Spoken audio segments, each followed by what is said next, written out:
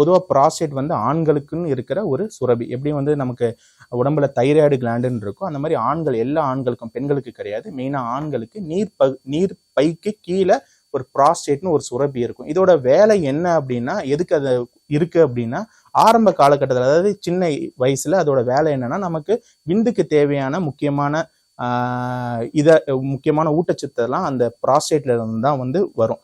வயசு ஆக ஆக இந்த ப்ராஸ்டேட்ல என்ன பிரச்சனை ஆகும் அப்படின்னா, எல்லா ஆண்களுக்கும் வயசு ஆக ஆக இந்த ப்ராஸ்டேட் வந்து பெருசாக ஆரம்பிக்கும். நான் முன்னாடியே சொன்ன மாதிரி இந்த ப்ராஸ்டேட் எதை சுத்தி இருக்கும் அப்படின்னா வந்து பிளாடரை சுத்தி இருக்கு, அதாவது சிறுநீர் பையை சுத்தி இருக்கும். எப்படி உதாரணத்துக்கு சொல்லுதுன்னா, எப்படி நம்ம கழுத்துல வந்து ஒரு காலர் போடுறோமோ அந்த மாதிரி ஒரு சிறுநீர் பையை சுத்தி வந்து ஒரு சதம் மாதிரி இருக்கும். அதுதான் வந்து ப்ராஸ்டேட். அது ஆரம்ப கட்டத்துல ரொம்ப சின்னதா இருக்கும், அதனால அது பெரிய தொந்தரவு எதுவும் இருக்காது. பட் வயசு ஆக ஆக ஆண்களுக்கு ஒரு 40 வயசு 50 வயசு ஆக ஆக இந்த ப்ராஸ்டேட் சுரப்பி பெருசாக ஆரம்பிக்கும்.